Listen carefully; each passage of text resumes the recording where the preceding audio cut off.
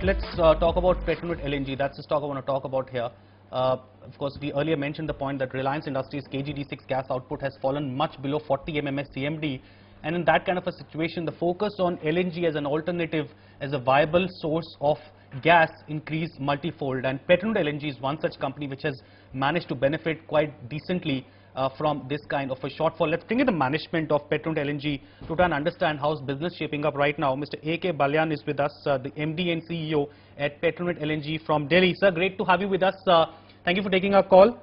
You know, we've seen dwindling gas output as far as the domestic gas assets are concerned. And that's the reason, and of course, not to forget the fact that focus on LNG as a viable alternative has increased perhaps much more than it was ever. How do you see business shaping up right now, particularly from the demand side, but most importantly from the supply side?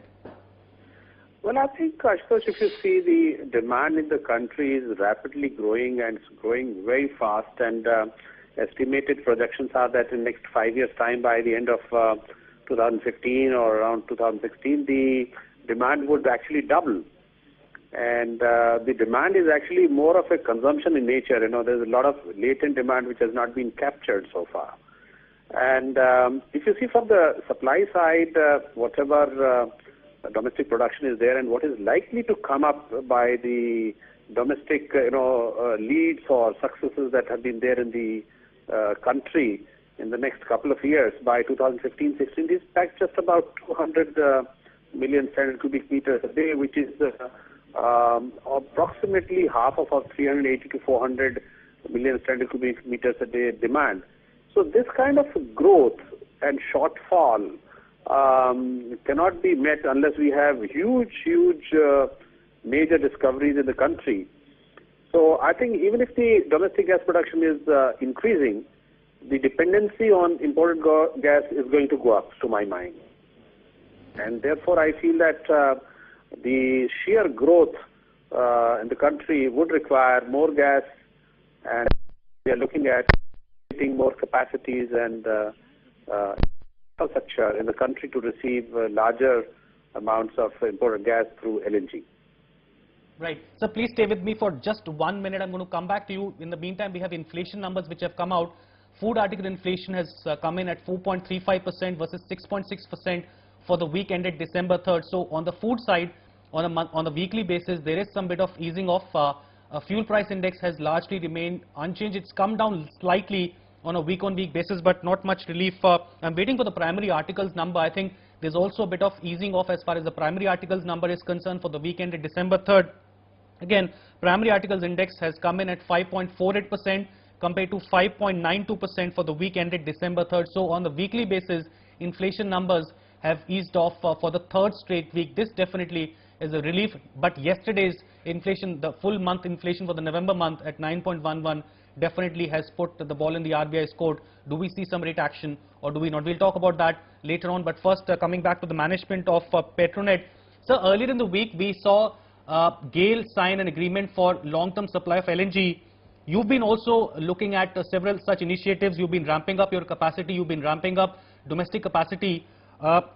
Any such deals that you're pursuing right now as far as long-term LNG imports are concerned? Well, we are in negotiation with several major producers of the world. Some of the Australian major projects are there. We are in discussion with them. Qatar, which is the leader in the world as far as LNG is concerned, we have made significant progress in our discussion, and we feel that in a couple of months or weeks we could perhaps be at the position to really close the negotiation and arrive at a consensus. We are also looking at a very unique market like US. So we have also signed a heads of agreement with Gazprom, for the Russia is coming in a big way in next couple of years' time.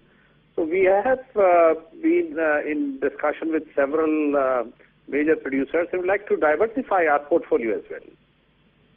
You know, talking about the current sources of supply, can you give us a sense what is the mix like? How much of it is long term, how much of it are you purchasing on a spot basis, and how much of it is on a short term basis? We have the Dahej terminal capacity, which is the major functional terminal of 10 million ton, and we are operating it a little over 10 million ton capacity right now, around 10.8 8 million ton right now. So this is out of 7.5 million long term, which is back-to-back sold to our 3 off-takers. Then we have a short-term deal for about 2 years' time, which is about million plus ton kind of arrangement. Then we have the spot cargoes, contracted by PLL and contracted by other off-takers.